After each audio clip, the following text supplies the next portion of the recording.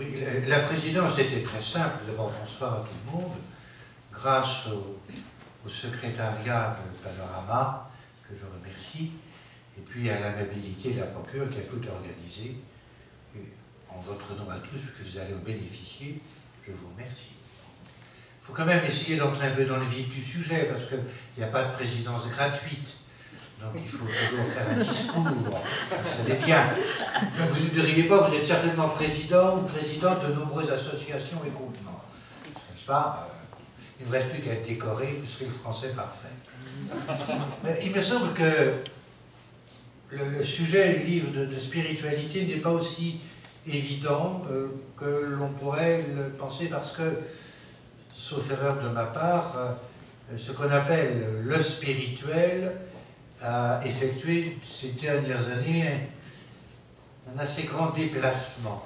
Très rapidement dit, je ne veux pas faire une conférence. Un déplacement sous trois axes, au propos de trois raisons. Premièrement, ça vous le savez, je ne fais que le citer, c'est l'arrivée à l'intérieur même de notre société de multiples religions. Tant que les autres religions se trouvaient de l'autre côté de la Méditerranée, ça laissait le Beauceron ou le Berrichon à peu près insensible.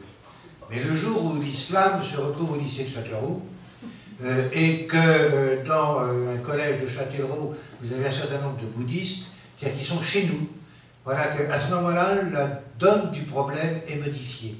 L'autre n'est pas à l'extérieur, il est le voisin. Et grâce aux informations et à la télévision, il est aussi à l'intérieur de moi. La deuxième influence, vous la connaissez, c'est l'énorme importance de ce qu'on appelle, d'un mot très vague, mais qui permet de magnifiques classements dans la procure, les sciences humaines. Les sciences humaines comprises comme l'homme expliquant l'homme, ou tout au moins, sinon de l'expliquer, l'homme capable de donner à l'homme des règles de conduite qui lui permettront d'être mieux, davantage, plus profondément homme. Et la troisième influence, je crois que la seconde c'est assez clair, la troisième influence, c'est le fait que ces deux réalités, elles sont maintenant intériorisées. C'est-à-dire que l'homme ne se trouve plus, nos concitoyens ne se trouvent plus simplement devant un monde étrange, éclaté, mais toutes ces données, elles sont à l'intérieur d'eux-mêmes. Ce qui arrive à produire un paradoxe étonnant d'un monde qui d'un côté apparaît de plus en plus complexe, multiple, divisé, concurrentiel, difficile à comprendre, et à l'intérieur de la personne, un très grand désir de simplicité, d'authenticité, d'unité et de paix. Et cette contradiction-là, c'est précisément ce qu'aujourd'hui, sauf erreur de ma part, on appelle la spiritualité. C'est-à-dire comment gérer cette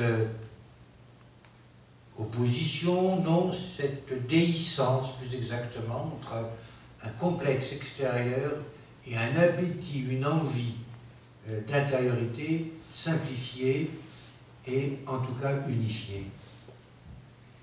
Parce que le problème de fond qui est ainsi posé, c'est le problème de l'unité, de l'altérité. C'est-à-dire, quel autre va être mon vis-à-vis? Pour reprendre une phrase de la jeunesse que vous connaissez tous, n'est-ce pas? Quelle sera l'aide, le soutien? Quel va être cet autre qui va me dire à moi qui je suis? Et le problème de l'altérité peut devenir un problème extrêmement dur, concurrentiel, violent. Vous voyez tout ce qu'on peut raconter autour de l'identité de la nation, de la personne et du groupe. Mais lui-même, et je dis ça uniquement pour le plaisir de compliquer mon propos, parce que ça vous maintiendra éveillé et ça vous fera mériter l'apéritif qui suit. Bon. Mais je crois que le problème n'est pas neutre, parce que cet autre, pour le dire autrement, qui va couper le cordon ombilical? Qui va permettre à quelqu'un d'exister comme unique et d'avoir conscience d'être unique?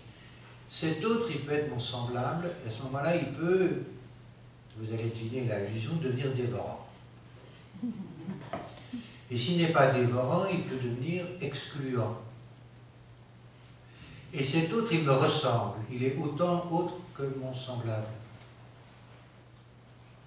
Et voilà que la spiritualité risque, si on n'y fait pas attention, sous des couleurs de douceur, de grande convenance, de beaucoup de bienséance et d'intelligence religieuse, devenir un lieu d'une extrême et doucereuse violence. Nous en avons des échos et des exemples, malheureusement, tous les jours. Ce qui fait que ce problème de l'altérité, on ne peut pas le poser tout simplement.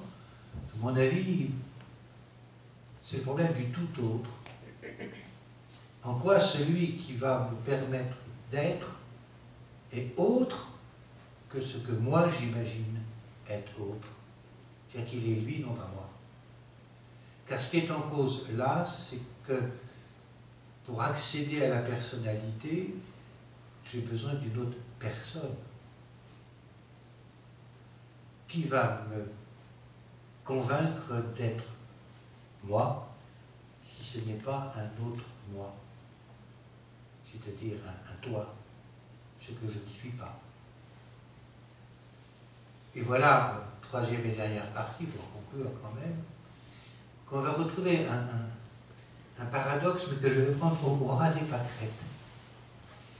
Il y a beaucoup d'étymologies brillantes, savantes, sur le mot hébreu roar, qui veut dire le souffle et l'esprit. Mais je vais laisser aux savants l'étude des racines présémitiques. Je voudrais simplement vous rappeler que ce mot existe encore et de façon extrêmement concrète. Il est passé en arabe et chez les nomades. Car le problème des nomades, c'est exactement celui dont nous débattons. Si vous plantez votre tente trop près de la tente du voisin, quand lui va éternuer, c'est vous qui vous mouchez. La fusion guette. Maintenant, si vous plantez votre tente trop loin de la tente du voisin, vous n'êtes plus en sécurité. Et dans l'arabe dialectal des nomades, Khouar désigne le juste espace. Le bon entre-deux. Si on vous pouvait proposer que la spiritualité, ce soit précisément ce juste espace. Et ça, c'est une question d'esprit, n'est-ce pas?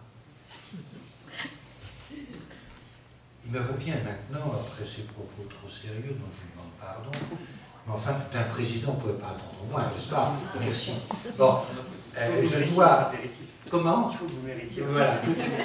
Il faut donc que je... à la surprise générale, personne ne le sait, que je vous indique que le jury, après s'être prononcé dans toute liberté de conscience, sans aucune pression, c'est tout à fait vrai, n'est-ce pas, a donc décidé d'attribuer ce prix, qui est un prix de reconnaissance, de notoriété, à Lita Bassett, aînée sans dévorer. Je suis très heureux, et au nom du jury, je pense, de l'Assemblée, je vous en félicite.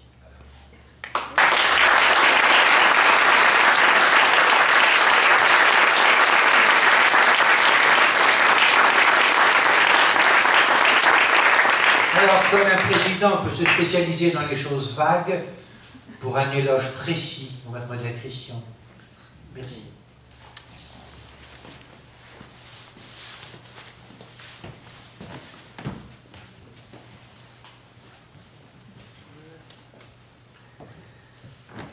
Juste ceci en ouverture, dire qu'il faut à peu près un siècle pour écrire un livre, donc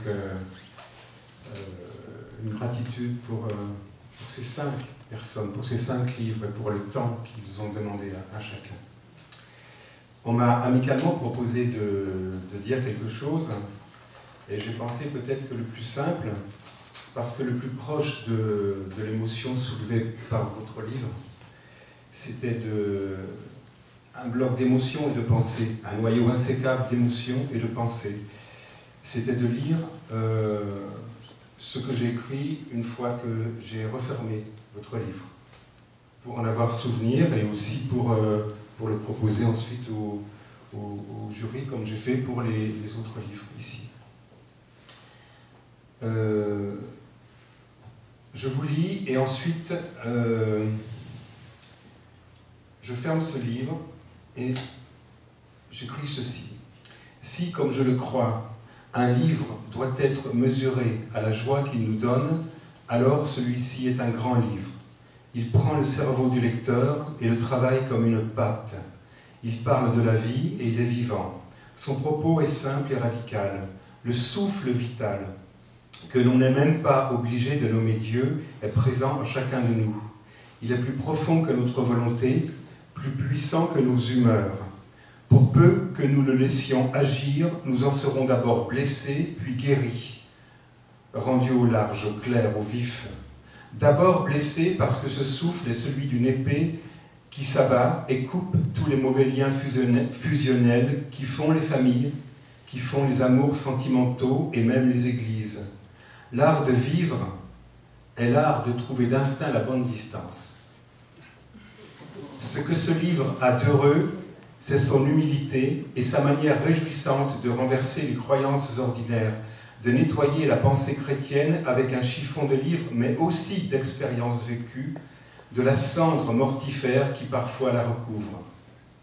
On y voit, ou plutôt on y sent, que le spirituel est la racine du psychique et que toutes nos mésaventures psychologiques sont les conséquences d'une option spirituelle. Je veux vivre ou je ne le veux pas, prise en nous, au plus secret, quasiment à notre insu, même s'il s'agit bien d'une décision. On pourrait peut-être reprocher à ce livre sa longueur, mais au fond, le travail de penser et de vivre n'est-il pas, comme ce texte, sans fin? L'auteur ne cherche pas à convaincre, elle n'impose ni ne ruse, elle cherche seulement à délivrer, en elle d'abord, et dans le lecteur par écho, la grande et surnaturelle respiration. On se perd parfois dans cette forêt, mais les bêtes sauvages qu'on y croise ont une beauté divine. L'instant le plus fragile quand on lit est l'instant où on termine le livre et où on lève la tête. Un livre heureux est un livre qui, à cet instant-là, nous fait voir une lumière plus grande que celle qui était là, avant notre lecture. Une joie ressuscitée ou accrue. Quand j'ai refermé le livre de Lita Bassé, ma pensée, confortée par ce qu'elle avait lu, s'est mise en route pieds nus sur la lumière des jours. Infiniment merci.